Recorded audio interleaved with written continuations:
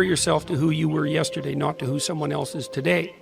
Because you need to have a hierarchy of improvement. You need to be aiming for something, and that means you're going to be lesser than people who've already attained along that dimension. So the question is, who should you defeat in the final analysis? And the answer is, you should defeat your former self.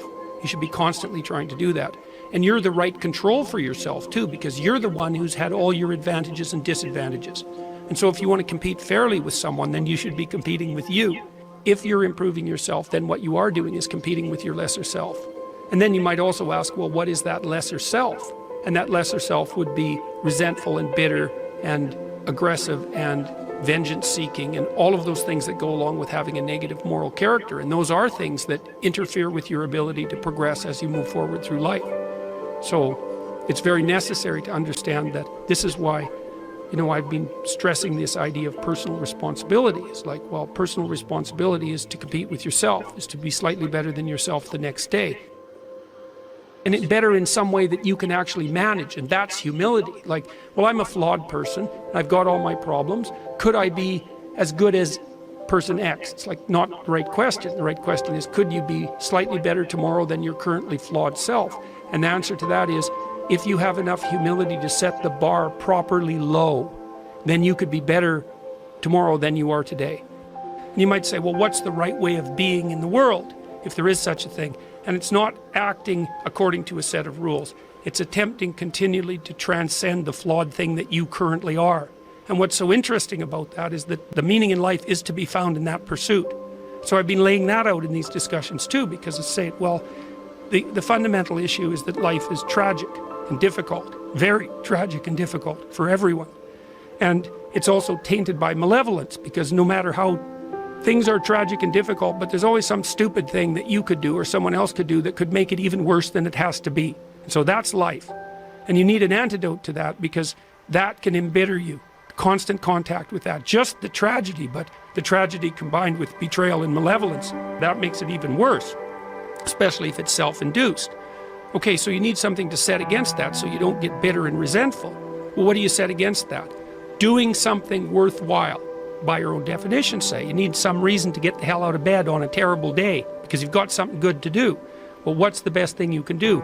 Transcend your current wretched and miserable self. There's meaning to be found in that, and that's a meaning that's associated with responsibility. One of the things that I've been trying to lay out clearly is that life is hard. It's tainted by malevolence and betrayal. That can make you bitter. You need a meaning to offset that. Where's the meaning to be found? Not in rights, not in impulsive pleasure, but in responsibility. You take responsibility for yourself, so you take care of yourself. If you're good at it, you have some excess left over to take care of your damn family. If you're good at both of those, then you have some excess left over to take care of your community. Those are heavy burdens. You pick up the burdens, you find that's meaningful. The best way to pick up the burden is to continually improve yourself, and that's where the meaning is to be found. And so that meaning is in the continual self-transcendence. That's letting your old self die and the new self be reborn. Even if things are going really well for you now, there's going to be a time in the future where things are rough. You're going to be ill, family member's going to be ill, a dream is going to fall apart, you're going to be uncertain about your employment status. Like the flood is coming, right? The apocalypse is coming. It's always the case in life. And you have to be prepared for it. And the question is how to prepare for it. And the answer to that is to find a way of being that works even under the direst of circumstances. You've got the possibility to slowly raise yourself out of the mire.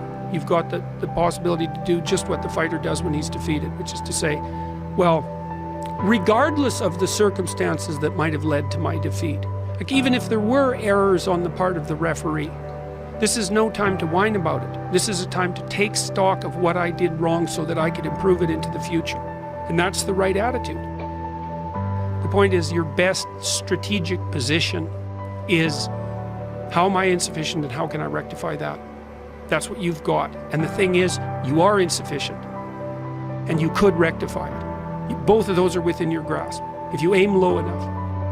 And I don't mean don't aim, and I don't mean don't aim up, but you have to accept the fact that you can set yourself a goal that you can attain, and there's not going to be much glory in it to begin with. Because if you're not in very good shape, the goal that you could attain tomorrow isn't very glorious. but it's a hell of a lot better than nothing, and it beats the hell out of bitterness, and it's way better than blaming someone else.